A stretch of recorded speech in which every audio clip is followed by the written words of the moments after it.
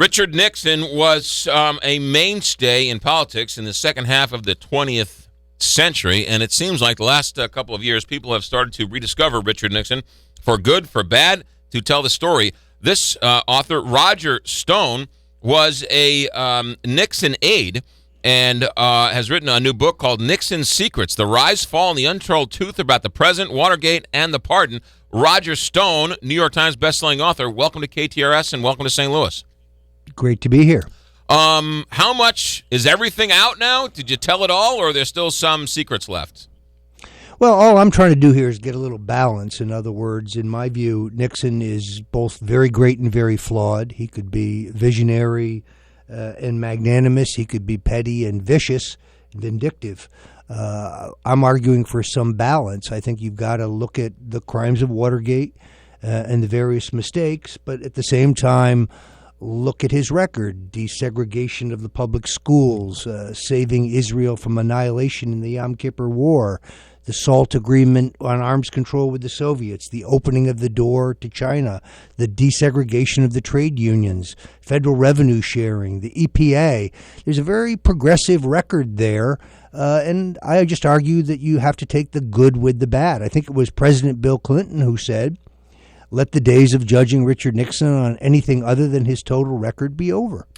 You also forgot Title IX, which... Title IX, affirmative Yes. action, and then egregious mistakes, taking America off the gold standard, an enormous mistake. So, as I say, there are great and visionary policies, and there are, ignominious blunders by Richard Nixon. Let's look at the whole record. Could he get elected today from the Republican Party?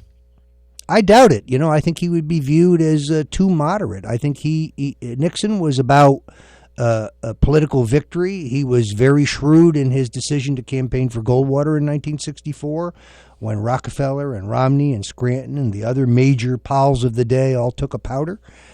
He called himself a man of the right, but I don't think he really was. I think he was a centrist. I think he was a moderate. Certainly on civil rights, he was a moderate.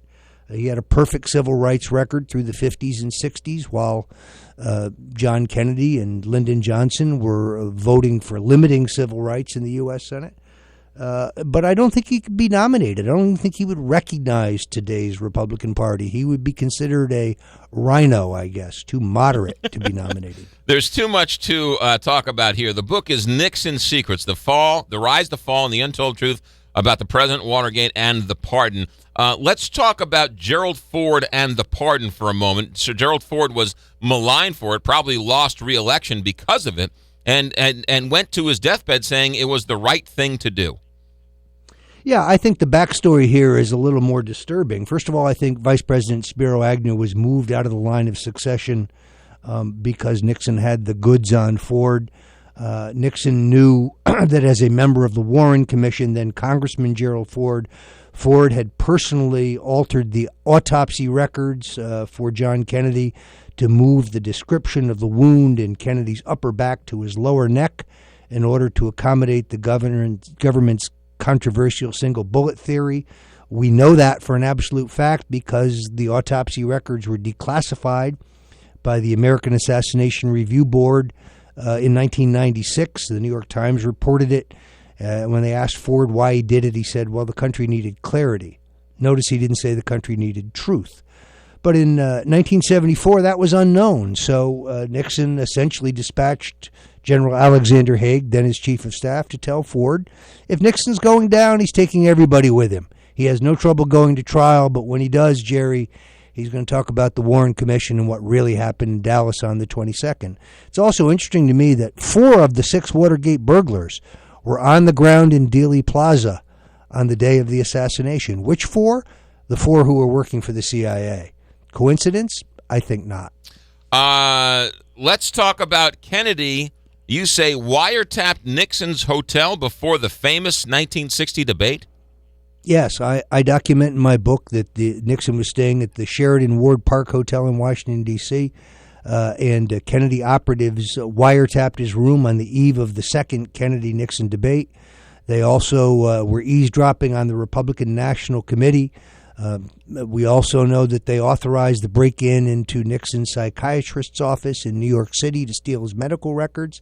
And then lastly, there was a break-in at Nixon's accountant's office in Los Angeles where financial records were stolen. The Kennedys played rough, and I think most of that has been sanitized. Yes, Nixon lost the first Kennedy-Nixon debate.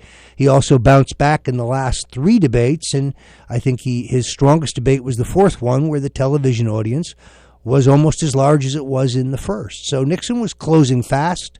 Kennedy had really run out of steam by the end of his campaign. Nixon had hoarded his television money till the end, while the Kennedys had spent all out from the beginning. I believe the 1960 election was stolen from Richard Nixon in Chicago by the mob and the Daily Machine, and in Texas by Lyndon Johnson, who was the king of voter theft. And that explains his paranoia. You'd be paranoid, too, if the presidency was stolen from you by a millionaire gangster and his playboy son. The book is called Nixon Secrets, The Rise, Fall, and the Untold Truth About the President, Watergate, and the Pardon. Roger Stone, our guest, New York Times bestselling author, an explosive book with explosive allegations.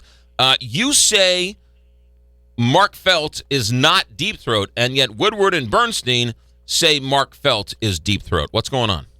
Yeah, I think they're lying. I think that Deep Throat is an amalgamation of several sources that include General Alexander Haig, the White House aide John P. Sears, the John Mitchell, Attorney General John Mitchell aide Donald Santarelli, the committee to reelect the president, Treasurer Hugh Sloan, and others. So I think Deep Throat is really a composite.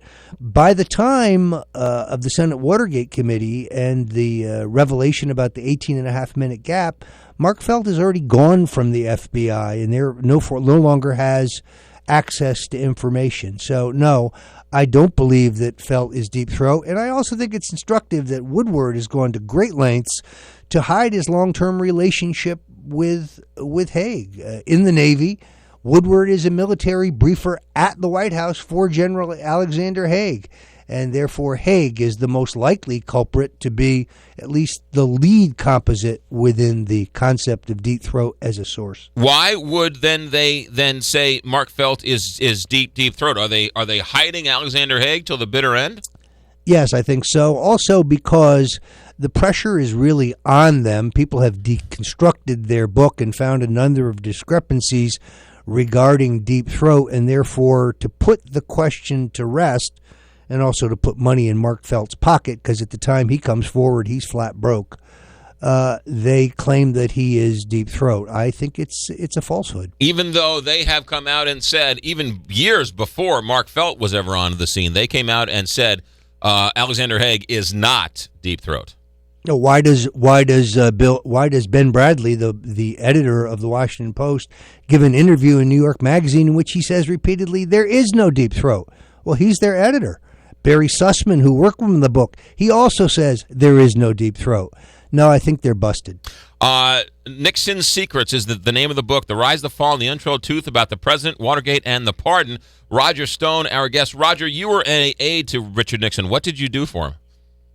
I was the head of Youth for Nixon Agnew in 1968, and then worked in the White House on the news summary under Pat Buchanan, and then moved on to the committee to reelect the president as a surrogate scheduler. Although I did not become friendly and really intimate with the president until his post-election years, and then I worked on scheduling and other political liaison. Had the opportunity to spend many, many, many hours with the former president talking politics. He was a complicated, fascinating, deeply flawed, but also deeply great individual, and had a durable career, staying on top in American politics for 40 years, being a contender for 40 years, staging the greatest comeback since Lazarus from the absolute political dead to become president is a phenomenal feat, and I had the privilege to work for him. Yet my book is not a love letter to Nixon, nor is it an excoriation. I think it's a very balanced view. Nixon Secrets, The Rise, the Fall, and the Untold Truth About the President, Watergate, and the Pardon. Roger Stone, good luck with the book. Thanks for checking in. McGraw, thanks for having me. 8:30, Big Five.